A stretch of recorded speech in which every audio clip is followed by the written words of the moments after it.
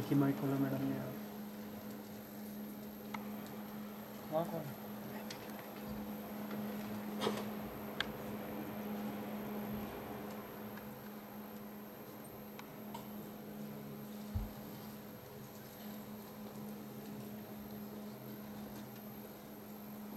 Please be seated.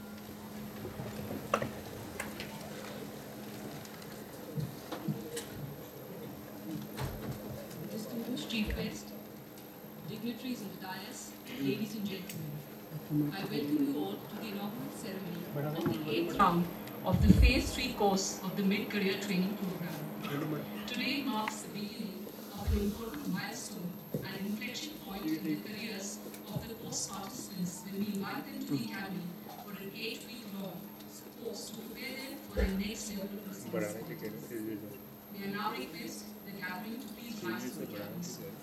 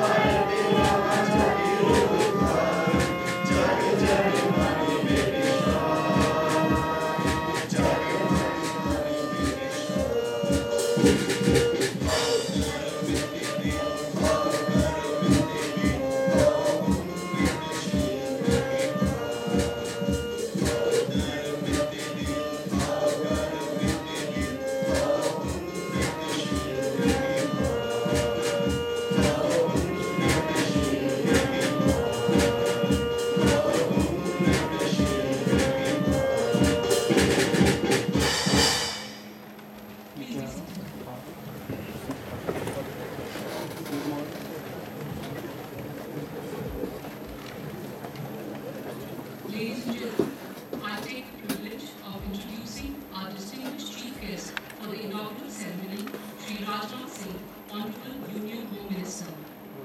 Shri Rajnath Singh was born in a farmer's family in 1951 in a village now in Chandauli district of Uttar Pradesh. He received a master's degree in physics from Gorakhpur University and worked as lecturer of physics in KVO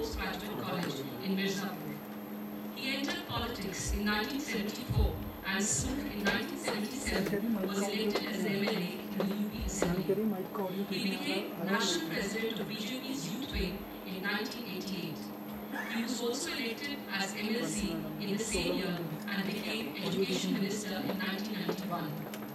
He became member of Rajya Sabha in 1994 and also served as the Chief Whip of the BJP in Rajya Sabha. In 1999, he was entrusted the responsibility of the Union Surface Transport Minister in the NDA government, where he initiated the important National Highways Development Program. In 2000, Shri Rajnath Singh became the Chief Minister of Uttar Pradesh and was the last Chief Minister of undivided Uttar Pradesh. He returned to national politics by becoming the Union Minister for Agriculture in 2003 and later for food processing. He became BJP President in December 2005 and held the post till December 2009. In May 2009, he was elected as Member of Parliament from Ghaziabad. He was again entrusted with the national leadership of the Bharatiya Janata Party in 2013 and presided over the recent victory of the BJP in the Lok Sabha elections. Our chief guest is a distinguished parliamentarian, experienced administrator, and a seasoned politician. We are indeed grateful to you, sir, for having accepted the Academy's invitation to address the participants of the Phase 3 course and officer trainees of the IAS 2012 batch currently undergoing the last phase of the induction training. On behalf of the Academy, I extend a very warm welcome to you, sir.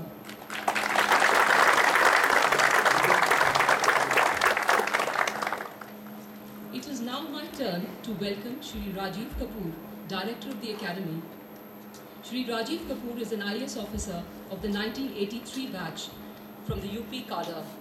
He holds a BTech degree in electrical engineering from IIT Kanpur and a postgraduate diploma in management from the IIM Ahmedabad. Shri Rajiv Kapoor has held a number of prestigious assignments in the state and in the centre, principally those of TM Uttarkashi, MD NRHM, Principal Secretary in Finance, Energy, Technical Education Departments, and Principal Secretary to the Governor. At the centre, he has earlier served as Deputy Director in the Academy from 1996 to 1998, Director in the Ministry of Chemical and Fertilizers, and as Joint Secretary in the DOPT. Shri Rajiv Kapoor also received a Master's in Public Policy degree from the Princeton University and also worked as Governance Advisor in DFID, UK. Sir, on behalf of the course team, I extend a very warm welcome to you.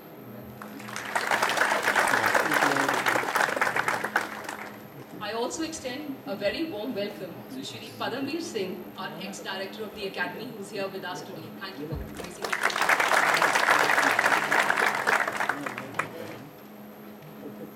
I now welcome all my faculty colleagues to this function.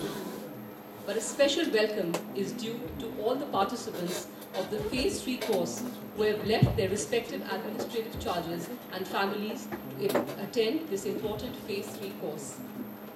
I also extend a warm welcome to the participants of the Phase 2, our officer trainees of the 2012 batch, who are at the threshold of assuming their first charge as STMs in a week's time. Thank you, ladies and gentlemen. Ladies and gentlemen, the course coordinator of any course has a very onerous task. She has first to present the course design at the inauguration of the course and a course report of how the course has fared at its end. I now invite Srimati Ranjana Chopra, Joint Director and Course Coordinator, to present the course design and provide an overview of the Phase 3 course.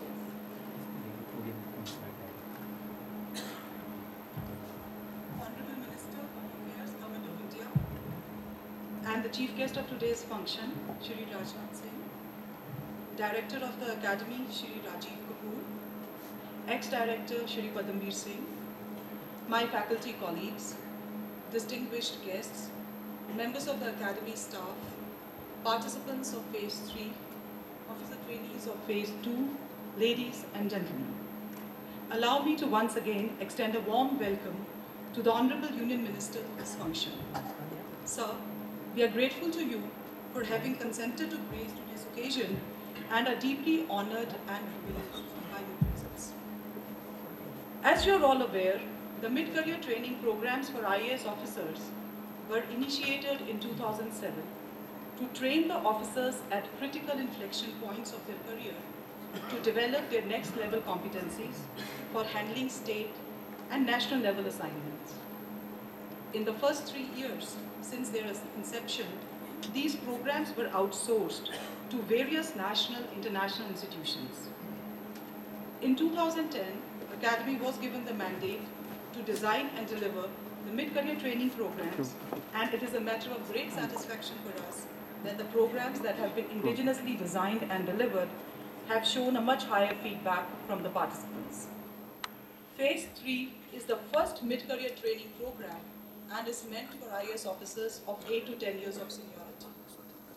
The program not only provides the officers with an opportunity to upgrade knowledge and skills, but also provides a forum for cross-learnings and reflection on the career paths so far and further.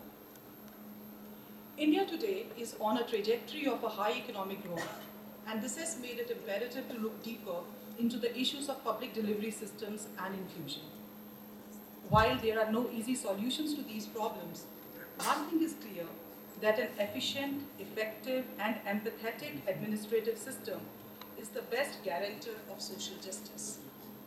The government, therefore, has the singular responsibility to create an enabling environment where development programs get properly implemented and creative minds do not get stifled or their energies diverted from undertaking new initiatives or new enterprises. The principal response of the state, therefore, is to facilitate, to enable, and to coordinate.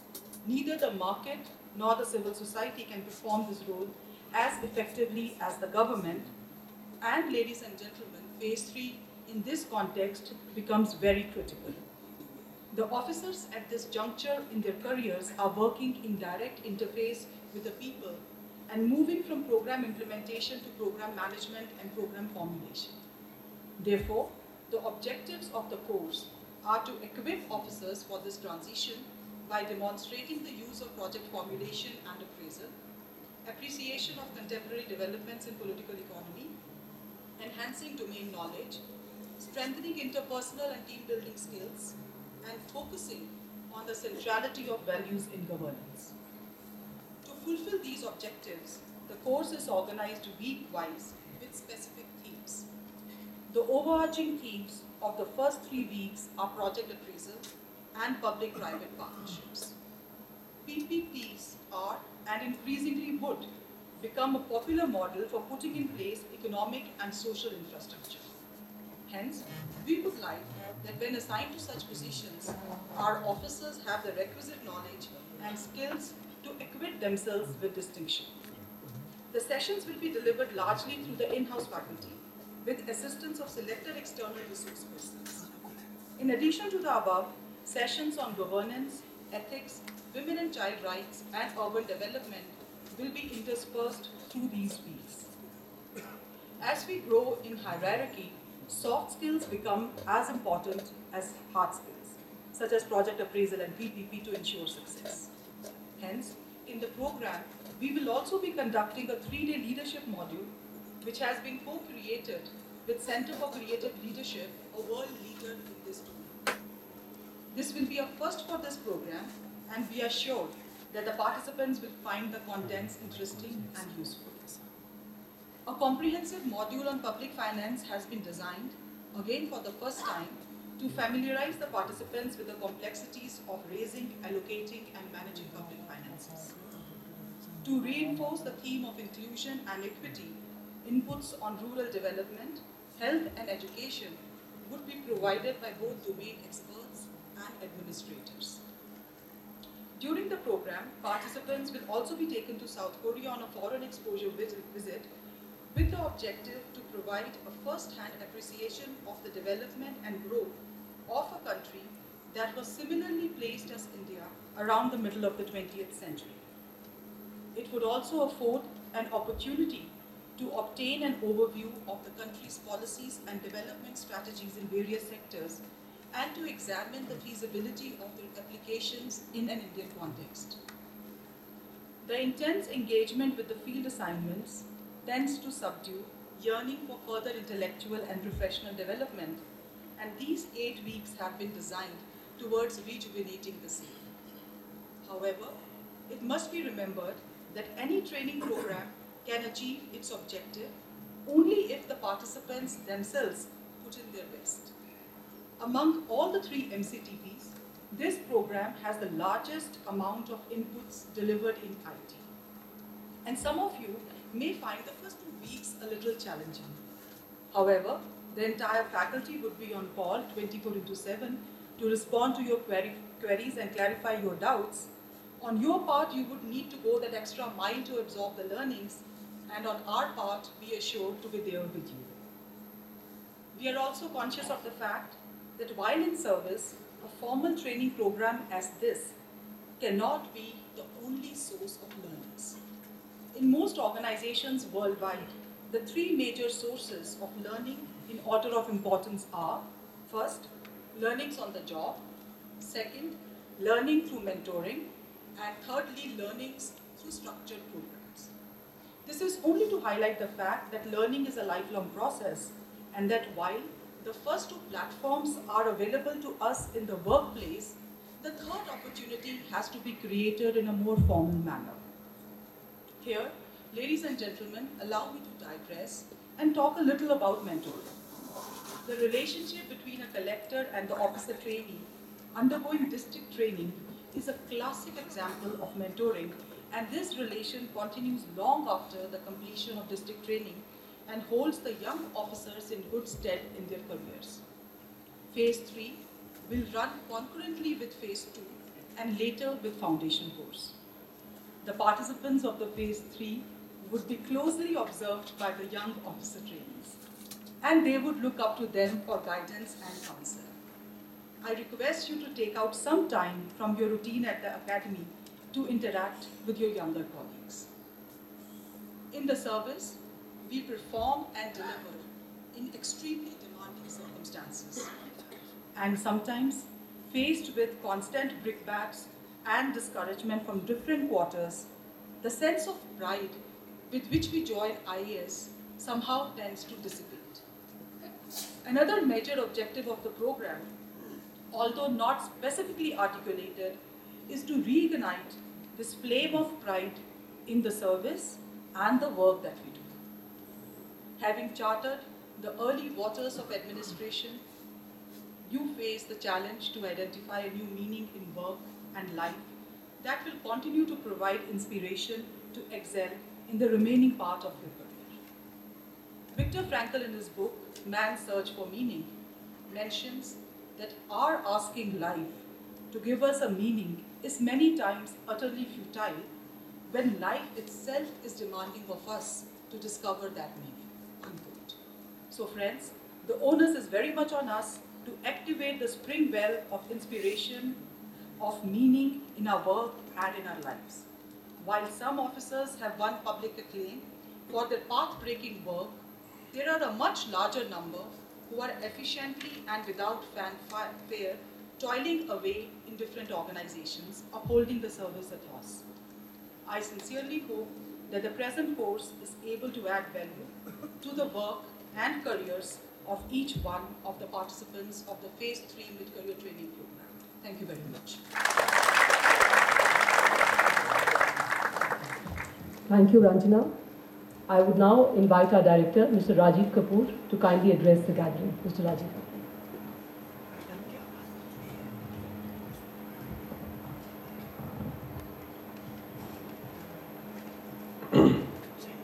माननीय गृह मंत्री भारत सरकार श्री राजनाथ सिंह जी,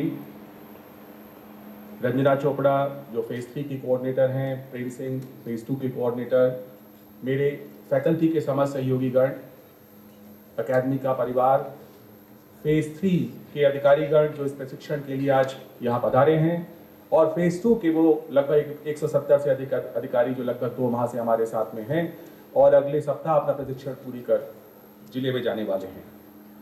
मैं पुनः अपनी ओर से और अकादमी की ओर से मान्यवर आपका आभार व्यक्त करना चाहूँगा कि इतने व्यस्त कार्यक्रम के बावजूद आपने ये उचित समझा कि हम लोगों के मध्य आकर हम लोगों को प्रेरणा स्वरूप कुछ शब्द कह सकें हमारे अधिकारियों को, और वास्तव में इस प्रकार के इंटरैक्शन से जो उनको आपकी प्राथमिकताओं का और आवश्यकता व ज्ञान होता है, उसका प्रभाव उनके क्षेत्र में कार्य पर भी पड़ता है। मानवर में कहना चाहूँगा कि जब ये देश स्वतंत्र हुआ तो उस समय एक प्रश्न उठा था कि क्या इस प्रकार की सेवाएं, विशेष तौर पर IAS जो कि ICS का एक फॉलो स्वरूप था, उनकी आवश्यकता है कि नहीं।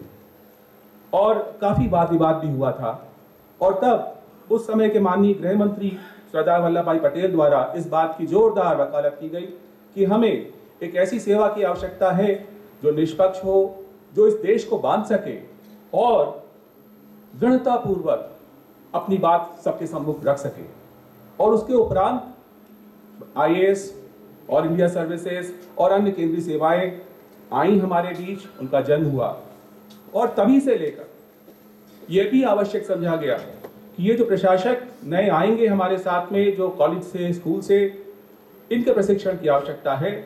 और IAS के केस में मेटकाफ हाउस में 1948 से 49 में प्रशिक्षण का प्रारंभ हुआ। तत्पश्चात एक स्थिर बड़े ट्रेनिंग एकेडमी की आवश्यकता महसूस की गई, और 1959 में इस अकादमी में लाल बहादुर शास्त्री, जिनका नाम बाद में दिया गया, प्रशिक्षण अकादमी की स्थापना की गई।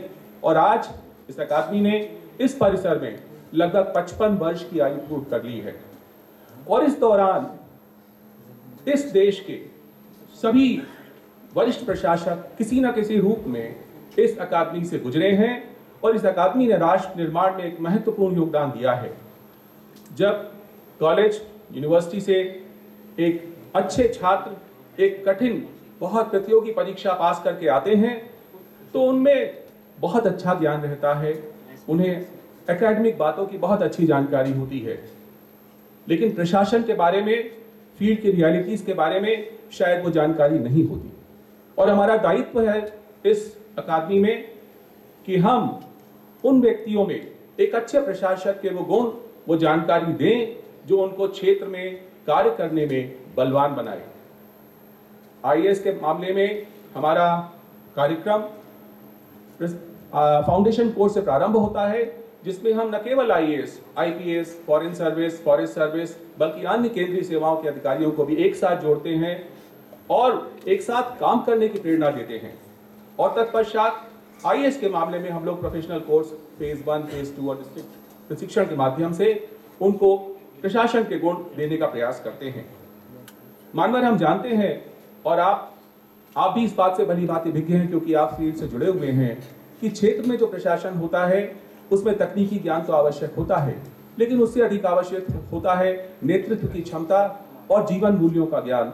हमारा प्रयास रहता है कि हम अपने प्रशिक्षण के दौरान उन गुणों को भी, उन मूल्यों को भी अपने प्रशासकों के मध्य, अपने ट्रेनीज के मध्य बांट सके, दे सके। लेकिन वो सबसे कठिन कार्य है, और इसी प्रयास में हमारा ये एक बहुत अच्छा एक आवश्यकता रहती है कि हमारे मध्य ऐसे व्यक्ति आए जिन्होंने प्रशासन के क्षेत्र में, राजनीति के क्षेत्र में, मीडिया के क्षेत्र में या किसी अन्य क्षेत्र में बहुत अच्छे कार्य किए हों, ताकि वो अपने अनुभवों से उनको लाभान्वित कर सकें।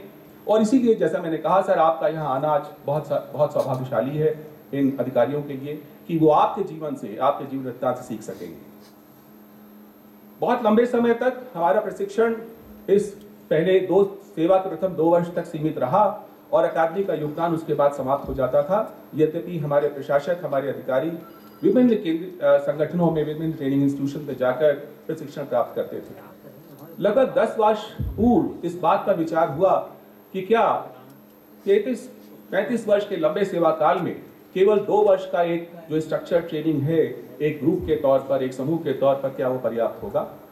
और उस तत्पश्चात ये निष्कर्ष निकला कि नहीं, हमें सेवा के दौरान भी इस प्रकार के कार्यक्रम चलाए जाने चाहिए। और 2007 से प्रारंभ कर ये मध्य सेवा के कार्यक्रम, जो पहला चरण है 8 से 10 वर्ष की सेवा के उपरांत, दूसरा चरण लगभग 16 से 18 वर्ष, और तीसरा चरण 26 से 28 वर्ष की सेवा के उपरांत वो प्रारंभ किए गए। और 2010 से प्रारंभ करके ये कार्यक्रम अकादमी द्वारा ही आयोजित किए जा रहे हैं। इन कार्यक्रमों में हमारा विशेष ये जोर रहता है कि जो अधिकारी अपने सेवा में एक चरण से दूसरे चरण पर जाने वाले हैं, जो स्किल्स शायद उन्हें आवश्यक हो उनको हम दें, और साथ ही साथ जो उन्होंने अनुभव पिछले 6-8 वर्ष या 28-30 वर्ष में प्राप्त किए हैं उनको आपस में बांट सकें। फेज 3 का कार्यक्रम इसी प्रकार से डिजाइन किया गया है कि जो अधिकारी पिछले 6-7 वर्षों से फील्ड में हैं, कलेक्टर रहे हैं, म्युनिसिपल कमिश्नर रहे हैं और शायद अब वो किसी अन्य उत्तरदायित्व को निर्वहन करेंगे, तो उनमें प्रोग्राम, प्रोजेक्ट अप्रेजल, डिजाइन की क्षमताएं हो, उनमें पब्लिक प्राइवेट पार्टनरशिप्स को इवैल्यूएट करने की और उनको अच्छे ढंग से संचालित करने की क्वालिटीज आएं, और इसके साथ साथ अपने पिछले वर्षों के अनुभव से विभिन्न क्षेत्रों में, चाहे वो शिक्षा हो, हेल्थ हो, अर्बन डेवलपमेंट हो, उनमें जो उनके अनुभव रहे हैं उनको आपस में बांट सकें और वर्तमान में इस क्षेत्र में जो प्रगति हुई है और जो लेटेस्ट थिंकिंग है वो हम उनके साथ शेयर कर सकें। इस कार्यक्रम की सक्सेस इस बात पर बहुत निर्भर करती है कि हमारे ऑफिसर्स कितना पार्टिसिपेट करते हैं, क्योंकि हम इस स्टेज पर करियर के उनको क्लासरूम में सीधे लेक्चर देना उचित नहीं समझते।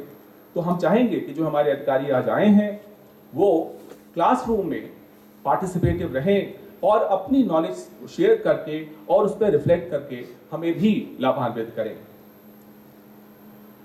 हमारे साथ सर फेज 2 के लगभग 170 अधिकारी हैं जो जिला का प्रशिक्षण प्राप्त कर जून माह में यहाँ आए थे और अगले सप्ताह प्रशिक्षण पूर्ण कर अपने कार्डर, अलॉटेड कार्डर को जाएंगे। ये अपने सर्विस के बहुत ही प्रारंभिक चरण पर हैं और आपकी जो उनको आशीर्वचन देंगे उससे उनको लाभ होगा।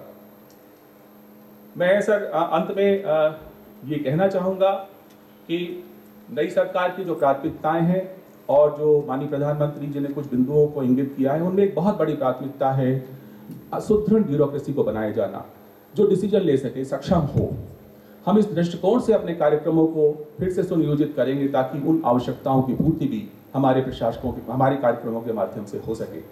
मैं इतना जरूर कहना चाहूँगा कि सर जो पहली प्राथमिकता बताई गई है कि हमारे यहाँ पर फाइलों का निस्तारण त्वरित गति से हो, ऑफिस साफ रहें ताकि कार्य करने की स्थल प्रेरित करे लोगों को।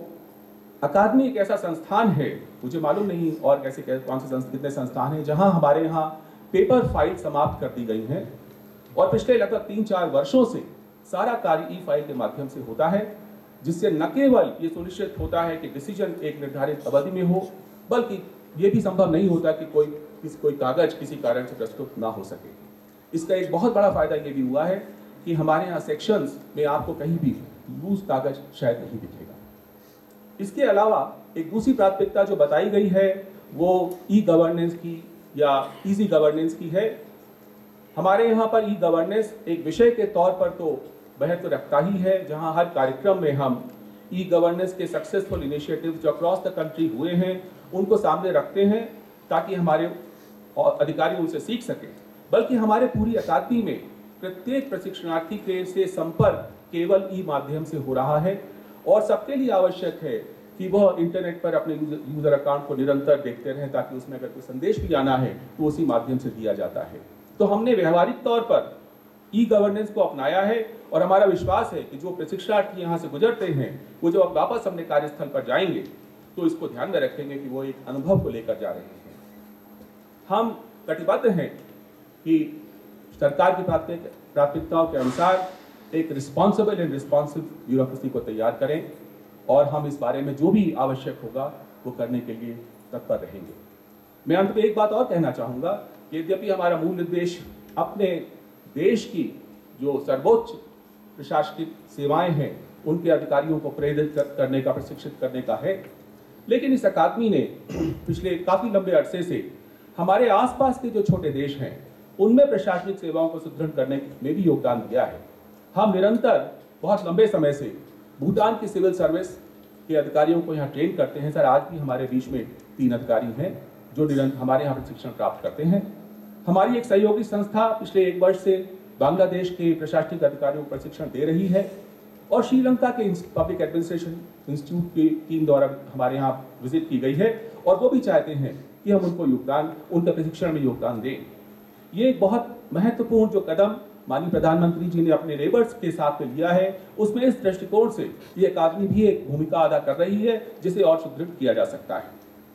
मैं अंत में सर पुनः आपको धन्यवाद दूंगा और अकादमी परिवार की ओर से विश्वास दिलाऊंगा कि जो भी प्राथमिकताएं नियत की जाएंगी उनको कार्यान्वित करने के लिए जिस क्षमता की आवश्यकता है वो हम अपने प्रशिक्षार्थियों को, अधिकारियों को देंगे।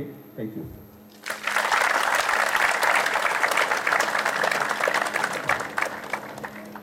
Thank you, sir, for sharing your thoughts with the participants.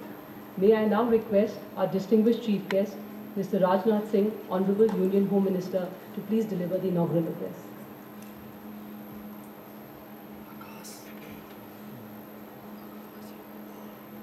मित्रों, मैं आपसे लिबर्टी चाहूंगा बैठकर बोलने की। कारण है कि कई दिनों से मैं अस्वस्थ चल रहा हूं और मुझे लगा कि बीच में ही मुझे अपना कार्यक्रम स्थगित करना पड़ेगा,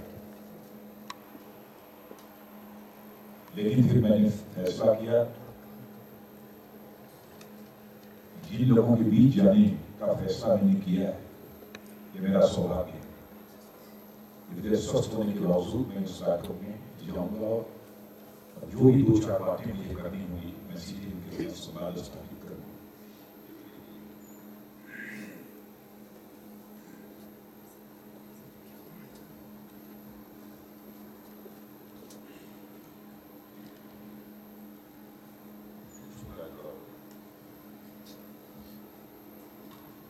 अगर सबको साथ लेकर चलना।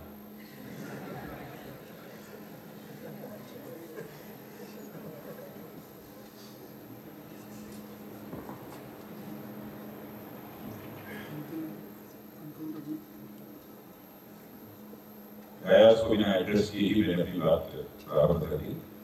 इस अकेडमी के डायरेक्टर मिस्टर राजीव कपूर और joint director Mrs Ranjana Chopra, Mrs Jaspreet, मैंने मिसेज कहा एंड मिस्टर राम कुमार और यहाँ मौजूद मेरे सभी मित्रों, मैं अधिकारी कहकर संबोधित नहीं कर रहा। यहाँ पर यह मीट गई है ट्रेनिंग प्रोग्राम, मुझे जानकारी दी गई कि फेज 3 का ये प्रोग्राम है और साथ ही साथ इसमें जो IAS प्रोबेशनर्स हैं जिनकी फेज 2 की ट्रेनिंग होती है वे भी यहाँ पर मौजूद हैं।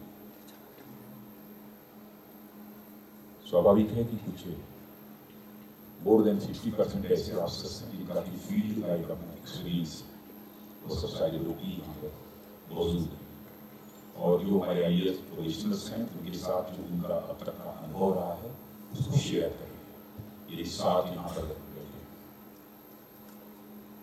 मुझे आप सबसे मिलकर खुशी हुई और ये मैं कह रहा हूँ कि आप सबसे मिलकर खुशी हुई है, यह मैं कहकर केवल अपनी औपचारिकता पूरी नहीं कर रहा हूं।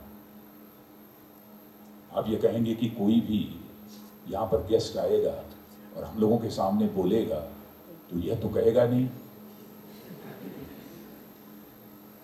कि आप लोगों से मिलकर मुझे बेहद तकलीफ हुई। वह तो यही कहेगा कि आप लोगों से मिलकर मुझे बेहद खुशी हुई। लेकिन मैं बतलाना चाहता हूं कि मुझे बेहद खुशी क्यों हुई। इसलिए हुई है, you are not only chosen by Union Public Service Commission, but also chosen by Almighty to serve the nation. इसलिए आपसे मिलकर मिला।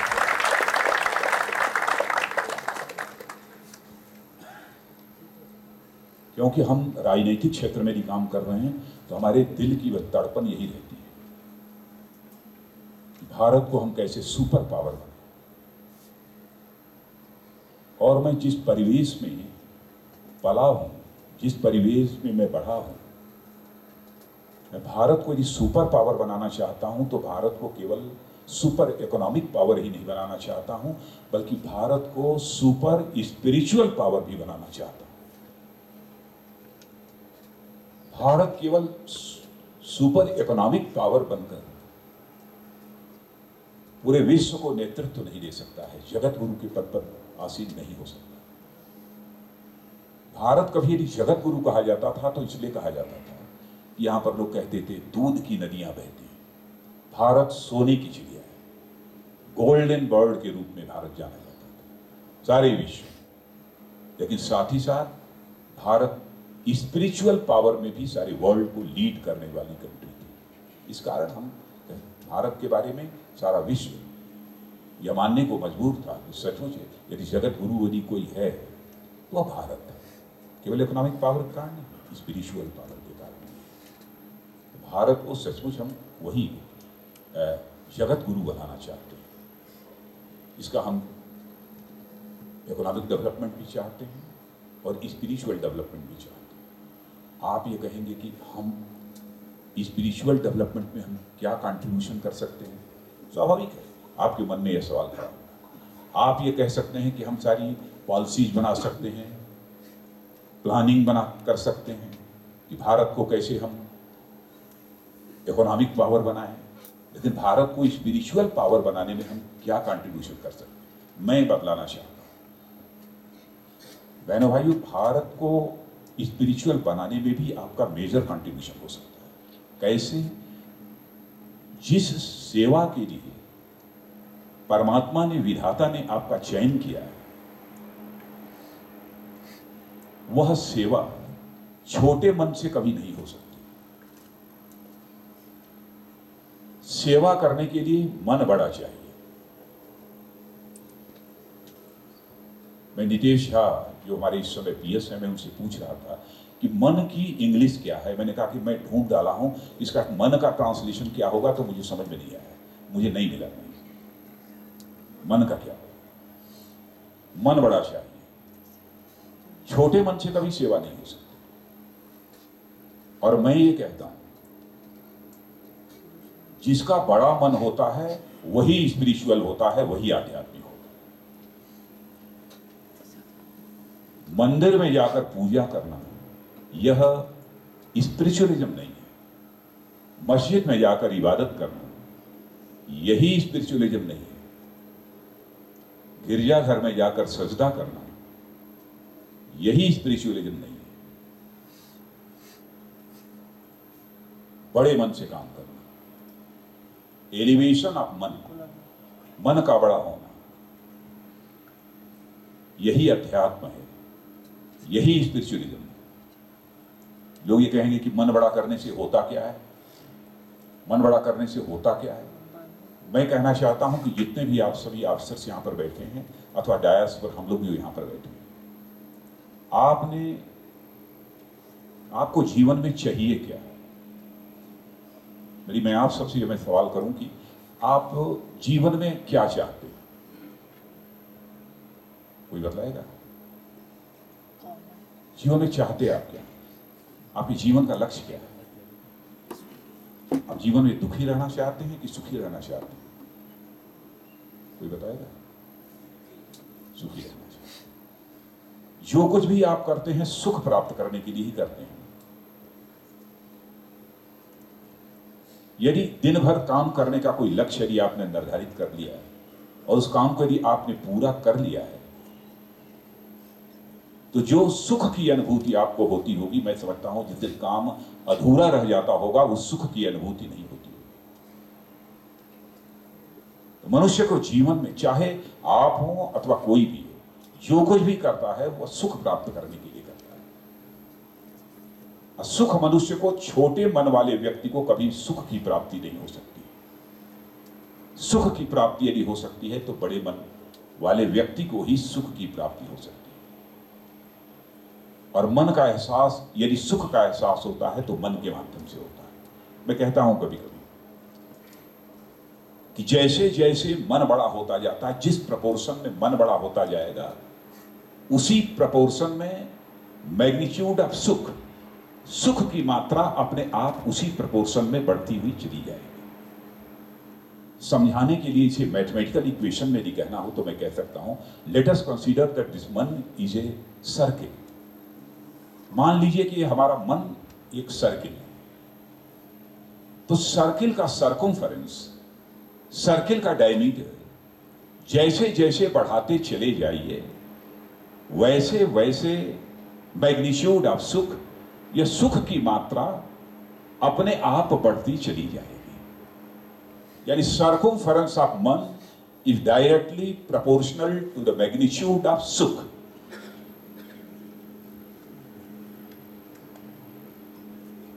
मन बड़ा करना चाहिए। भारत यदि जगत गुरु था तो क्यों था? भारत में रहने वाले लोगों को, भारत को नेतृत्व देने वाले लोगों का मन बड़ा था। क्या आपको किसी ऐसे देश की जानकारी है जिस देश के महापुरुषों ने, संत महात्माओं ने सारे विश्व को वसुधैव कुटुंबकम का संदेश दिया? कोई देश है? आप लोग भी, मैं समझता हूं कि बहुत सारे लिटरेचर्स आपने पढ़ा होगा, बहुत सारे पब्लिकेशंस आपने पढ़े होंगे, तो कोई देश है दुनिया का जिसने वसुधैव कुटुंबकम का संदेश दिया? यदि किसी एक देश ने सारे विश्व को ही अपने परिवार का सदस्य माना है, तो केवल भारत की धरती पर रहने वाले लोगों ने ही सारे विश्व को अपने परिवार का सदस्य माना। केवल भारत। छोटे मन के यदि यहाँ के लोग रहे होते तो मैं समझता हूं भारत को जो स्थान कभी प्राप्त था वह न हुआ होता। बड़े मन का ये महत्व होता है। आप केवल यहां पर पैसा कमाने के लिए आपने आईएएस बनना स्वीकार नहीं किया। आपको यदि केवल पैसा कमाना होता तो आप दूसरे जॉब की तलाश करते, किसी सर्विस की तलाश आप न करते, इंडियन एडमिनिस्ट्रेटिव सर्विस की तलाश न करते आप, बल्कि किसी जॉब की तलाश करते, आप कहीं चले जाते। लेकिन मित्रों, धन से ही सुख की प्राप्ति नहीं होती। मैं यह नहीं कहता हूं कि मनुष्य को जीवन में जो बेसिक नीड्स होती है, जो न्यूनतम आवश्यकताएं होती हैं, उसको पूरा करने के लिए धन की आवश्यकता होती है, इसमें कहीं दो मत नहीं है। लेकिन धन ही जीवन में सब कुछ नहीं है। धन से ही सुख की प्राप्ति नहीं हो सकती। यदि धन ही सब कुछ होता तो मुकेश अंबानी टाटा और बिरला को जाकर मंदिरों में पत्थर के बने देवी देवताओं के सामने शीश झुकाकर कुछ मांगने की जरूरत न पड़ती। धन ही सब कुछ नहीं है, इसलिए आपने इसे मान लिया है। मैं यह मानता हूं यदि धन यदि आपको कमाना होता तो अन्य दूसरे भी आप उसमें जा सकते थे। दूसरे बहुत सारे प्रोफेशन इस समय ऐसे हैं जितना बड़ा टैलेंट लेकर आप आईएएस बनना आपने स्वीकार किया है, इससे कम टैलेंटेड लोग दूसरे प्रोफेशन में आपसे 2 गुना, 2.5 गुना, 4 गुना, 5 गुना की सैलरी ले रहे हैं। इसको मॉनेटरी टर्म्स में नहीं देखा जा सकता। आप यहां आए हैं तो धन कमाने के लिए नहीं, और सुख भी केवल धन से नहीं मिलेगा। यह बात जैसी मैंने कही। अब जैसे यदि मैं पूछूं कि मनुष्य का जो ये स्ट्रक्चर है यह कैसा है, तो आप ये कहेंगे कि हमारे पास शरीर है। भाई केवल ठीक है, हम कहने एक ढांचा है, हम शरीर है, हमारे पास ये शरीर है, लेकिन शरीर है बस, इससे ही नहीं। यदि मान लीजिए आपका बुद्धि न हो तो, बिल्कुल दिमाग हमारा खराब हो, कोई चीज हमें समझ में आती ही न हो तो सुख मिलेगा? नहीं मिलेगा। मन बहुत छोटा हो तो सुख नहीं मिलेगा। मन हो ही ना तो किसी प्रकार की फीलिंग आपको होगी ही नहीं, किसी प्रकार की संवेदना पैदा होगी ही नहीं। अपने माता पिता के प्रति जो भाव होना चाहिए वह भाव पैदा होगा ही नहीं। माता और पिता के तो ब्लड रिलेशंस होते हैं। कोई कह सकता है कि क्यों नहीं भाव पैदा हो, तो कम से कम पति और पत्नी के तो ब्लड रिलेशंस नहीं होते हैं, कहीं ना कहीं कोई फीलिंग ऐसी मन के द्वारा पैदा होती है। तो मनुष्य यह जो बना है 4 चीजों को मिलाकर बना है। तन है, यह शरीर है, यह स्ट्रक्चर है, तो मन है, बुद्धि है और आत्मा है। 4 चीजों को मिलाकर यह मनुष्य बना हुआ है। मैं मानता हूं कि शरीर की जो बेसिक नीड्स हैं, आवश्यकताओं को पूरा करने के लिए हमें कपड़ा चाहिए, भोजन चाहिए, गाड़ी चाहिए, अन्य भी बहुत सारी हमारी बेसिक नीड्स हैं, उनको फुलफिल करने के लिए धन की जरूरत है। इसे मैं स्वीकार करता हूं। तो तन के लिए यानी शरीर के लिए तो धन चाहिए, लेकिन मन के लिए धन नहीं चाहिए। आप भले ही आईएएस ऑफिसर हों, कितने भी बड़े सीनियर आईएएस ऑफिसर हों, और आपके मिनिस्ट्री की पॉलिटिकल लीडरशिप यदि आपको अपशब्दों का प्रयोग कर दे अथवा जो सम्मान आपको देना चाहिए वह सम्मान यदि न दे, तो सब कुछ होने के बावजूद आपको सुख की प्राप्ति नहीं होगी, आपको बेहद तकलीफ होगी। कोई भी इंसान हो, हर इंसान चाहता है उसे जीवन में सम्मान हासिल हो, चाहे वो खेत में काम करने वाला हो, स्वीपर हो, वह भी सम्मान चाहता है। सम्मान मनुष्य के जीवन की सबसे बड़ी भूख होती है। तो तन के सुख के लिए धन चाहिए और मन के सुख के लिए मान सम्मान चाहिए, लेकिन बुद्धि, यदि हमें कुछ समझ में आ ही नहीं रहा है तो बुद्धि के लिए ज्ञान चाहिए, बुद्धि के सुख के लिए ज्ञान चाहिए, तन के सुख के लिए धन चाहिए, मन के सुख के लिए मान सम्मान चाहिए और बुद्धि के सुख के लिए ज्ञान चाहिए। यदि आप ज्ञान है ही नहीं आपके पास, ज्ञान है ही नहीं यदि आपके पास, कम ज्ञानी लोग जो होते हैं आप देखें उनके अंदर इंफीरियरिटी कॉम्प्लेक्स पैदा होता है, वो बड़े दुखी होते हैं। तो ज्ञान का अधिकतम प्राप्त करना सुख के लिए यह भी आवश्यक होता है। हम क्या हैं, हमें क्या करना है, हमारी क्या जिम्मेदारी है, इन सब सारी चीजों के लिए ज्ञान की आवश्यकता होती है। तो तन के सुख के लिए धन चाहिए, मन के सुख के लिए मान सम्मान चाहिए, बुद्धि के सुख के लिए ज्ञान चाहिए। चौथी चीज आत्मा है। कोई यह कह सकता है कि आत्मा के एग्जिस्टेंस को, सोल के एग्जिस्टेंस को हम कैसे स्वीकार कर सकते हैं? सोल है कहां? ये तो विजिबल है नहीं, दिखाई देती नहीं है, कहां है? लेकिन आप लोगों का भी अध्ययन होगा, आप लोग जानते होंगे कि सोल के कंसेप्ट को अब हमारे दुनिया के दूसरे देशों के फिलासफर्स ने भी स्वीकार कर लिया। पहले नहीं स्वीकार करते थे, लेकिन स्वीकार कर लिया। अब जैसे सोल के बारे में भी मुझे बतलाना हो तो उदाहरण हमारे पास बहुत सारे हैं। वैसे मैं भी फिजिक्स का स्टूडेंट रहा हूं, लेकिन हमारे पास भी बहुत सारे उदाहरण हैं, लेकिन उदाहरणों को नहीं दूंगा। एक उदाहरण मैं देना चाहता हूं। सबके पास अपना परिवार है। कोई हो सकता है कि हमारे नए प्रोफेशनल्स हैं उनके पास न हो, लेकिन अधिकांश लोगों के पास, सभी के पास का अपना परिवार है। घर में यदि परिवार नहीं होगा तो हम भी यदि पैदा हुए हैं तो किसी माँ की कोख से पैदा हुए। मेरे पास बहन होगी, माँ होगी, बेटी होगी। घर में यदि कोई माँ, कोई बहन अपने छोटे बच्चे को, जिसकी उम्र 1 साल, 1.25 साल, 1.5 साल की हो, छोटे बच्चे को घर में छोड़कर कुछ दिनों के लिए घर के बाहर चली जाती हो और 4 दिन 6 दिन के बाद घर में वापस लौटती हो और वह बच्चा घुटनों के बल चलता हुआ मम्मी मम्मी बोलते हुए जिस समय मां की ओर दौड़ता है और वह मां उस बच्चे को जमीन से उठाकर जिस समय अपने सीने से लगाती है, तो उस मां को जिस सुख की अनुभूति होती है वह शारीरिक सुख नहीं होता है,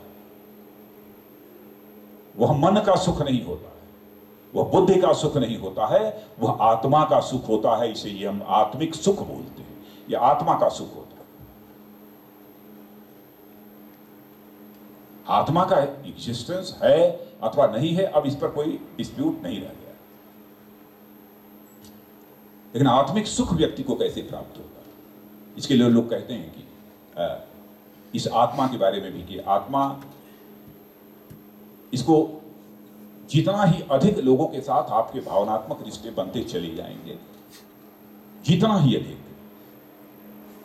उसी रेशियो में आपके यह आनंद की अनुभूति वह बढ़ती चली जाएगी। तो सामान्यतः लोग कहते हैं कि घर में बुजुर्गों को देखा होगा आपने, वो कहते हैं साहब जीवन में कुछ नहीं चाहिए, जीवन में हमें चाहिए कि हमारी आत्मा परमात्मा में विलीन हो जाए। सामान्यतः हम लोगों की तरफ लोग यही कहते हैं, तो उसे कहते हैं परमानंद की हमको प्राप्ति होगी, परमानंद की प्राप्ति होगी। तो मनुष्य जीवन में सचमुच यदि कुछ प्राप्त करना चाहता है, जिस सुख को, जिस आनंद को, जिस परमानंद को, तो जो कुछ भी वह करता है तो वह तन के सुख के लिए धन प्राप्त करने की कोशिश करता है, मन के सुख के लिए सम्मान प्राप्त करने की कोशिश करता है, बुद्धि के सुख के लिए ज्ञान प्राप्ति करने के लिए कोशिश करता है, और आत्मा के सुख के लिए भगवान प्राप्त को तक पहुंचने की वह कोशिश करता है, तभी जाकर मनुष्य के जीवन में सुख की प्राप्ति हो सकती है, आनंद की प्राप्ति हो सकती है। तो आप लोग भी सचमुच जीवन में सुख प्राप्त करना चाहते हैं, आनंद प्राप्त करना चाहते हैं। मैं अब यह बतलाऊं कि आपको क्या करना चाहिए, क्या नहीं करना चाहिए। बहुत सारे हाईली एक्सपीरियंस्ड ऑफिसर्स आपके बीच आते होंगे, डिफरेंट सेक्टर्स में काम करने वाले लोग आते होंगे, आपको आते होंगे तो कहते होंगे जीरो करप्शन होना चाहिए, हाई इंटीग्रिटी होनी चाहिए, आपको बिल्कुल सुबह से लेकर शाम तक काम करना चाहिए, फाइल्स का डिस्पोजल बहुत जल्दी करना चाहिए। लेकिन करना चाहिए तो बाबा क्यों करना चाहिए? बातें यही सब ज्यादा से ज्यादा होती है और इससे ज्यादा क्या होगी। लेकिन मैंने जो अनुभव किया है, इसलिए मैंने सुख की बात यह कही कि जो कुछ भी हम जीवन में करते हैं सुख प्राप्त करने के लिए, तो सुख को प्राप्त करने के लिए हमें क्या क्या करना चाहिए। अब जैसे मैंने भी अब चाहे चीफ मिनिस्टर के रूप में अथवा मिनिस्टर के रूप में जो भी हमने जिम्मेदारी संभाली है, उसमें मैंने देखा है कि IAS का कितना इंपॉर्टेंट रोल होता है। मैं